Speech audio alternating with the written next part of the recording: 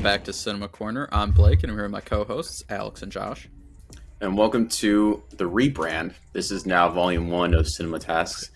We are still continuing the tradition of watching a movie that was There was an idea, by one of you. know. There was an idea to assign, or I guess give tasks to these other people to watch certain films. And last time we left off, I had assigned They Clone Tyrone to Blake.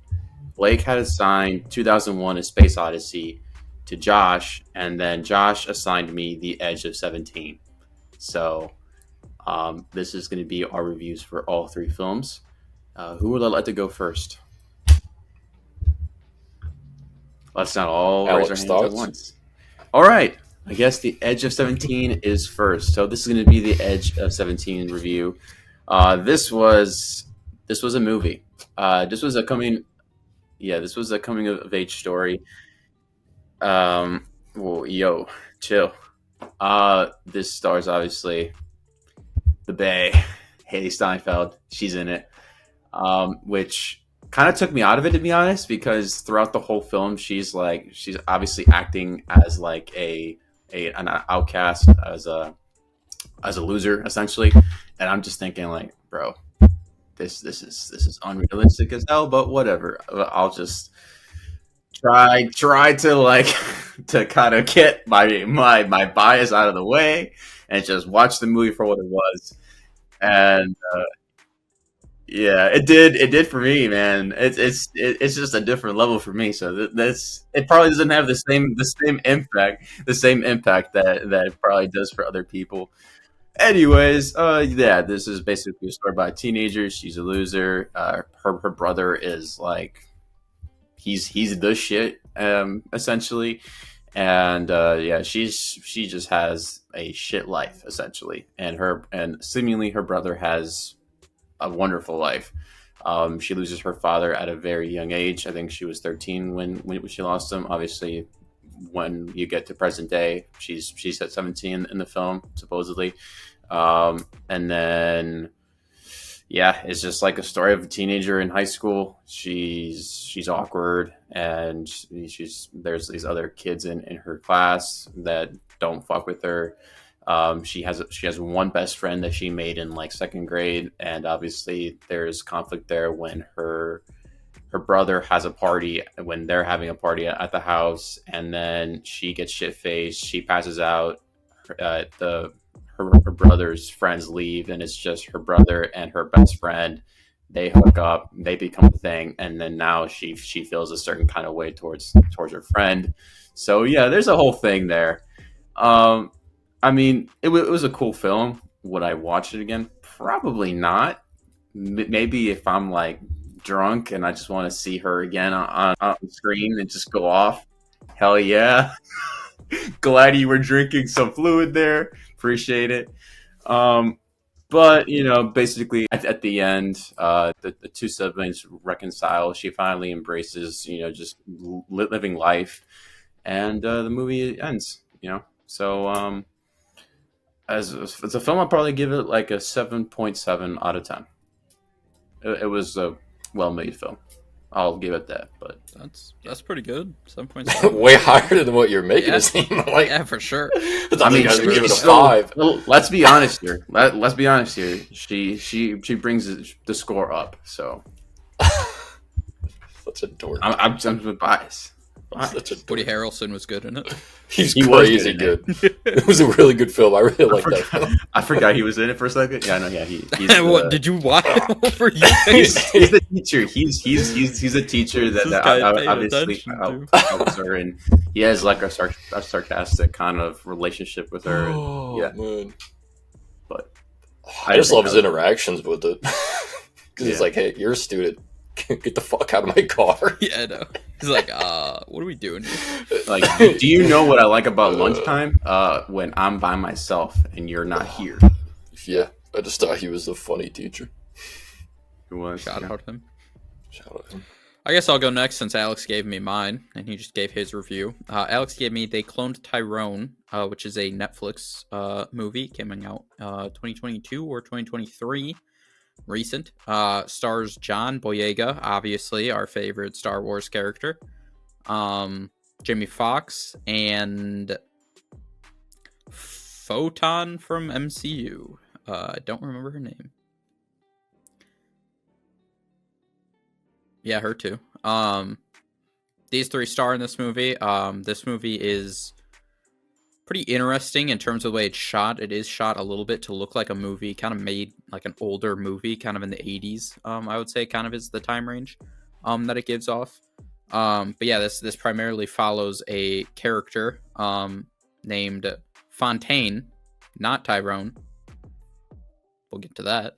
But Fontaine lives in a very poor neighborhood, which is obviously just this entire thing is riddled with a lot of stereotypes for Black people. Obviously, pretty much everybody in it is either a drug dealer, a pimp, or a hoe for the most part.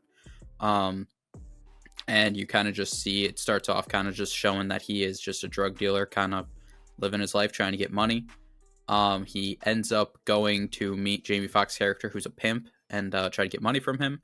And then a character that he earlier hit with a car pulls up on him and shoot and just kill him, and he just dies in the parking lot. And then next thing he knows, he wakes up the next morning, and he just wakes up and he's like living his life doing the exact same thing. And then he goes to the pimp's house. The pimp's like, wait a minute, you died yesterday. What is going on here? And then he's kind of goes on a journey with him to go find the one hoe who is like, yo, she saw you, you should be dead right now. And Fontaine's like, some doesn't seem right, but we're gonna go talk to her then. So they go find her, and she's like, yeah, I heard shots fired, and you pretty sure you died yesterday, so I don't know what's going on here. And then they go track down a car to go to a lab, which has a lot of stuff going on. Down under the lab, a white man with an afro, which is one of the clearest signs of you got to get out of there. You see a white man with an afro, you see a white man with cornrows, got to get out of there. Something's not right. But yeah, it kind of just from there, we end up learning that the government, other events happen, but just to kind of get forward, basically the government is kind of controlling them, and just everybody you see is basically a clone of somebody. They get kidnapped into this underground bunker, whether they die or whatnot, and they basically just replace them. And everybody is basically a clone, kind of following along, doing what the government wants them to do. They're all under the control of these government people who can stop them at any time and literally freeze them and just make them stop moving if they want to. So Fontaine is kind of like, all right, well, we have a choice to either die right now or we just go back to living our lives, which is kind of what they decide. And then eventually, I don't remember her name, MCU, Photon's character's name. She was kind of like, yeah, this isn't like, I'm not just gonna live in this kind of cycle. We need to do something. And Fontaine and Jamie Foxx are like, nah, that's crazy. We're not doing anything about it. And then eventually they're like, yeah, she's right. We kind of need to expose what's going on here to our suburb, our area. And then they learn that she was actually kidnapped and she's taken down. So then he creates a plan and goes up with all the gangs. They break into the underground facility. Things get even weirder once they break down to the underground facility as they find a bunch of test subjects, as an old version of Fontaine is the one who's doing all of this. The original Fontaine created all the clones and is the one who kind of created this whole program, essentially. He teamed up as he became a geneticist, and it's old John Boyega talking to young John Boyega about what's going on. There's also another clone John Boyega in the corner, so you got three of them. And it's a whole weird thing going on while they're fighting. And eventually, clone John Boyega is killed, or kills old man John Boyega, because young John Boyega uses the clone one to shoot him. And then they basically try to expose what's going on. And it was interesting seeing a bunch of cloned people come out. A lot of racial stereotypes going on. A lot of people. One of the ways they got them under control is to eat fried chicken. There's quite a lot of grape drink, grape Kool-Aid. There is a couple watermelon stuff going on as well. Very racial stuff going on. And yeah, it was a wild ride for sure. And then you're thinking to yourself, they cloned Tyrone. Not once did I meet a Tyrone. what do you mean here? The movie comes to an end. And then the movie doesn't come to an end. As a couple credits roll. And then all of a sudden, you're in LA watching a group of people watching TV. And they're all watching the news of what happened over, I believe they were somewhere in the South, in Fontaine's whole neighborhood. And now you're in Compton. And they're watching on the news what's going on. And they're all like, what the hell? What are white people doing? What's going on with the government? And then the camera starts panning out to the people watching. And one of them is another, you guessed it, John Boyega. And then he sees a different version of himself, Tyrone, or Fontaine. And then they all are looking at him. And they're looking at the other one. They're like, Tyrone, isn't that you? And he just leans forward and he's looking at the screen of Fontaine, which is him. And then the movie ends. So, apparently, I mean, we don't know that Tyrone is the original, because technically the old Fontaine was before that Tyrone, because he was a lot older. So that part didn't really make sense.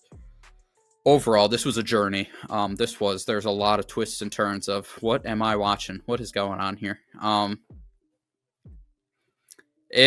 knew absolutely nothing going into this movie, besides it was a Netflix movie. It started, I saw John Boyega, and I was like, okay, I recognize him. And then stuff happens, and I saw Jamie Foxx, and I was like, oh, okay, cool. And I was like, is that Photon from MCU? And it was. Overall, like I said, it was shot primarily in the beginning, before you kind of go on this journey of, like, what's going on. Mainly, you kind of follow Fontaine for a little bit, living his life as, like, a drug dealer, in a sense. And that was a lot more shot like it was, like, an 80s or 90s movie. It kind of had a little bit of grainy filter going on and stuff, and that was really interesting. And then obviously once he died and it took a turn, I feel like the camera work changed a little bit. I'm not for sure. I feel like I didn't notice it after that, but I might have just been more locked in on what's going on in the movie, because a lot of stuff started changing. But yeah, overall, I mean, this movie was a journey, but I enjoyed it. I thought it was funny at times. It had some kind of weird stuff going on there. Like, what are we doing here? But overall, I mean, I really enjoyed this movie. I think going in blind made it a lot more fun for me as well. Obviously, you two haven't seen it, and now that you've got basically spoiler the whole thing, I think it would take away a little bit from it, but I would still recommend this movie.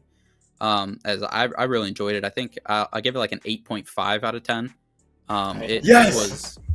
This movie, for you giving me a complete random movie, could have gone either way for you. I kind of did a little bit of research. I was trying to like figure out like, hey, come on, like, can I find a movie that might cater towards like kind of his style of movie that he might like, or he thinks is at least interesting.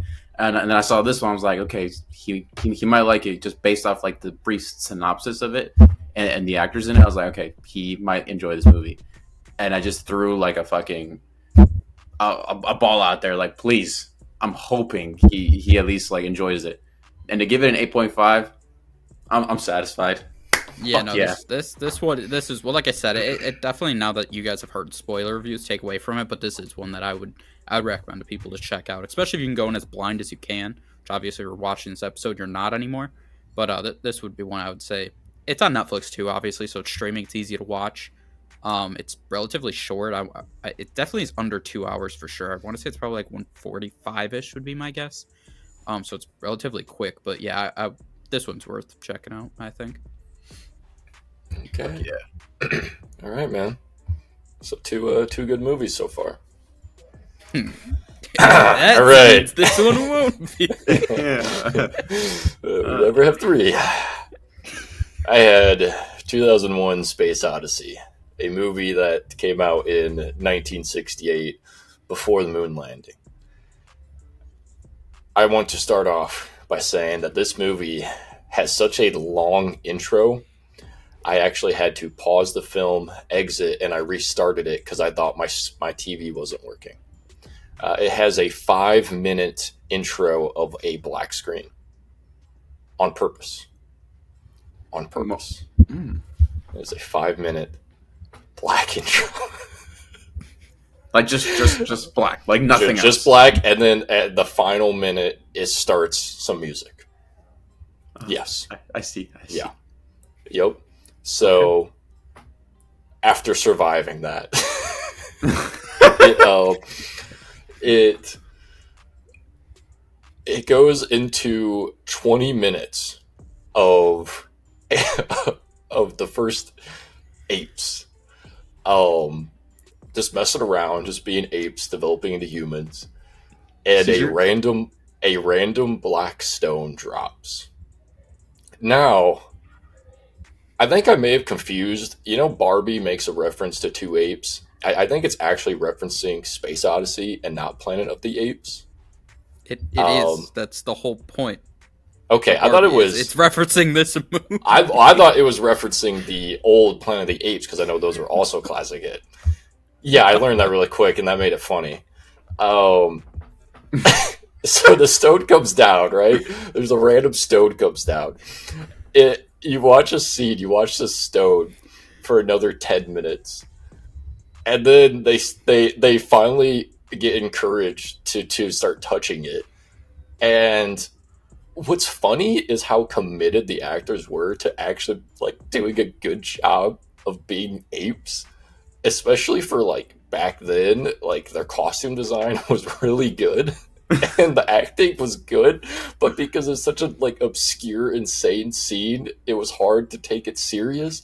And that really sets the tone for this film because you don't know what's a joke, you don't know what's serious, or you don't know what is a director just doing too much and it's just a film insisting on itself. Okay? There's so much of this. Anyways, they start touching the stone and then they learn what violence is, and then you see the rise of greed and power being developed after the stone comes down, and you see an ape grab a club and then fucking beat the shit out of one ape, and then boom, gone. Apes are gone. We go into space. Okay, we don't know how many years go on. It's just we're in space now. All right, and this is when you first start seeing how crazy the visuals are for this movie.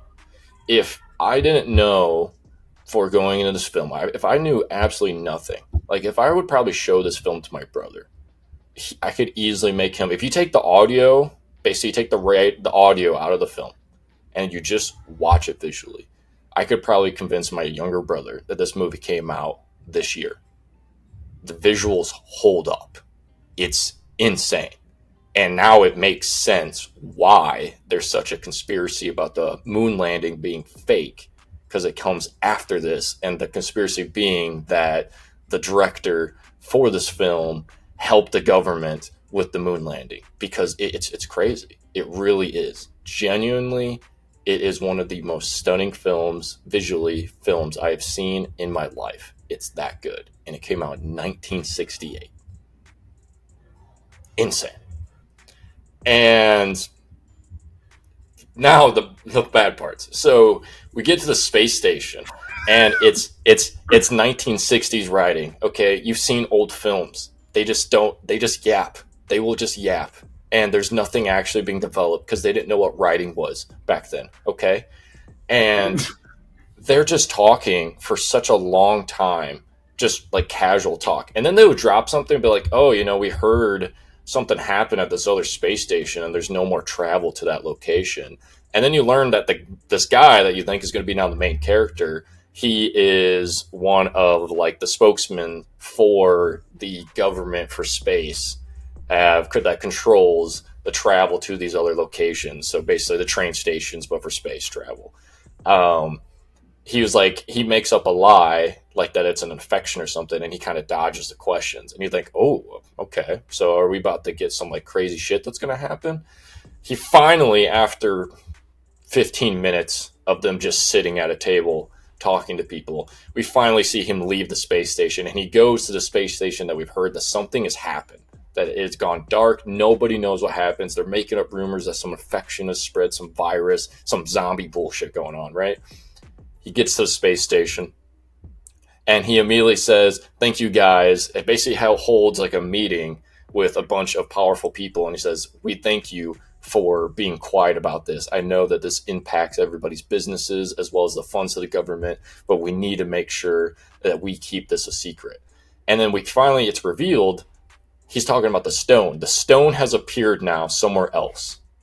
It is on a different planet now.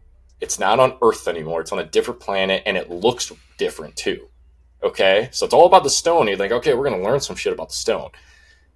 he goes down to the Seat of Stone, and they get vaporized. They touch it, they scream, some horrors, some weird visuals happen, and boom, that's it. We learn nothing else. It goes on, and it says 18 months later. That's all we learn about that.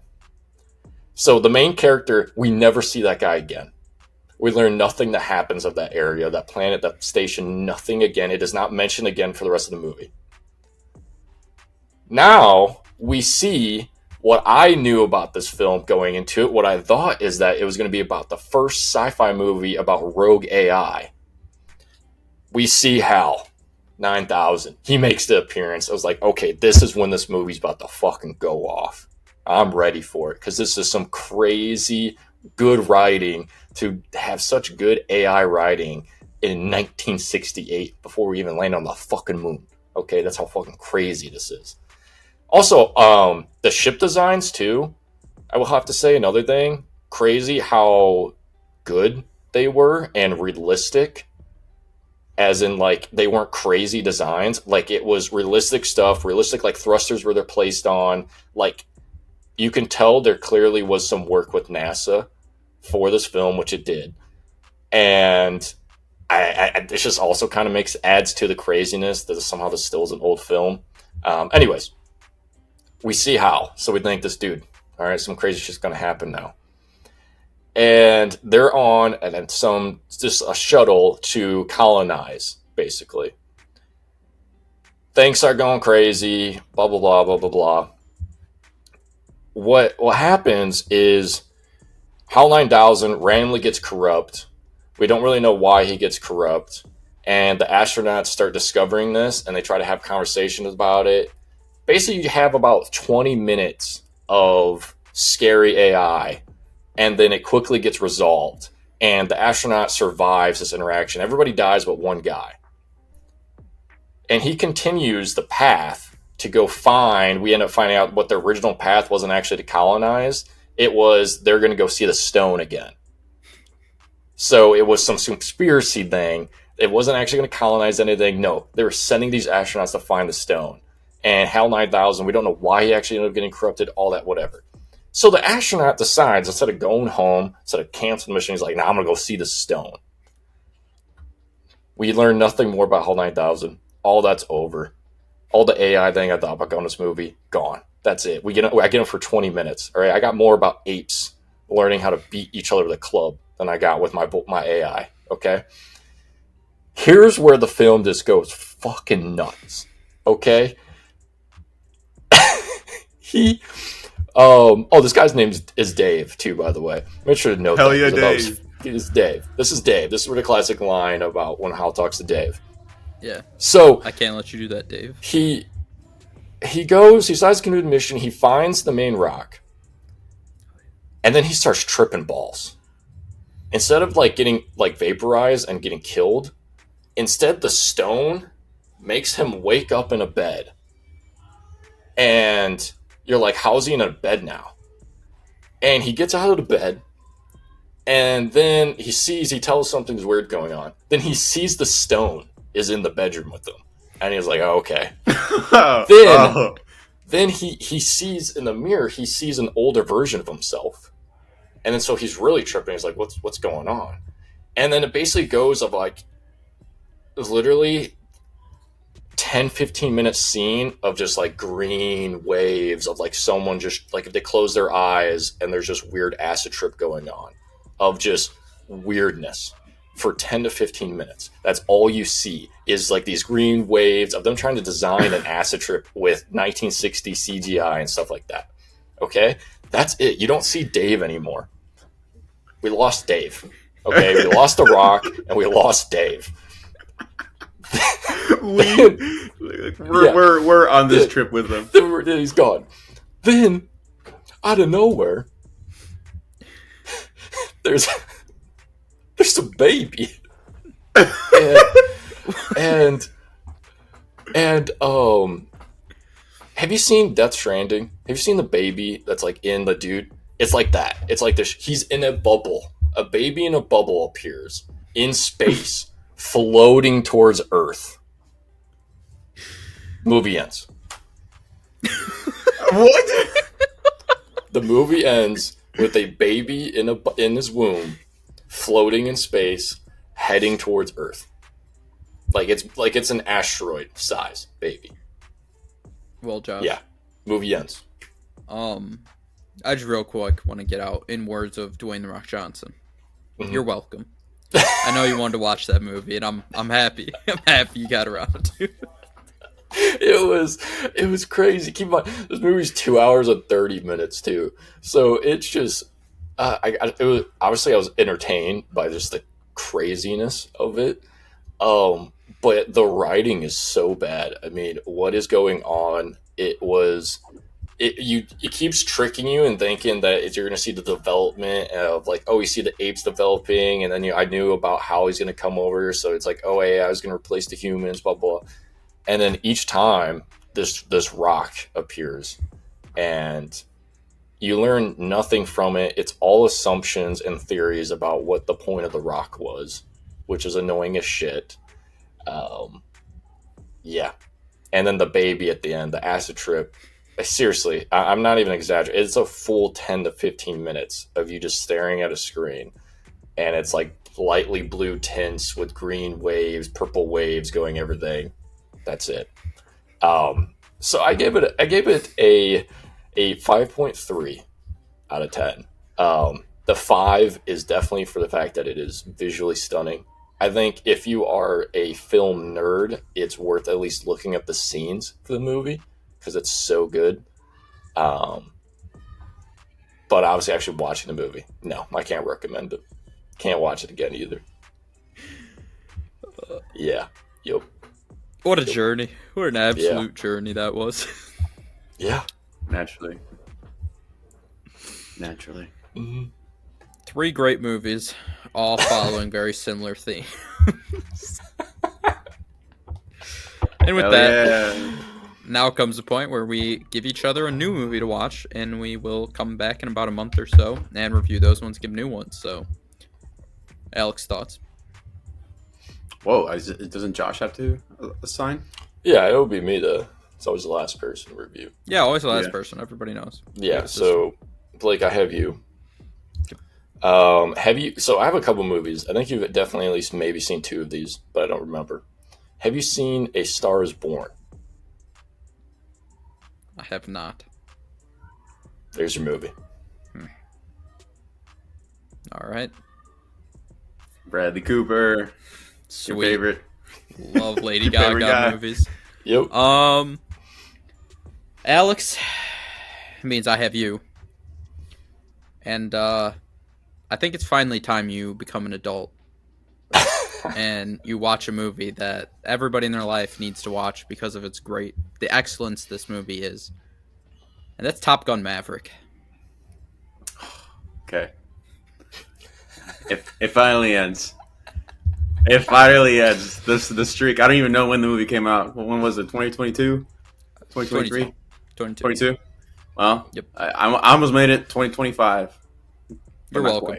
You're welcome. You're going to thank me at the end of it. Okay.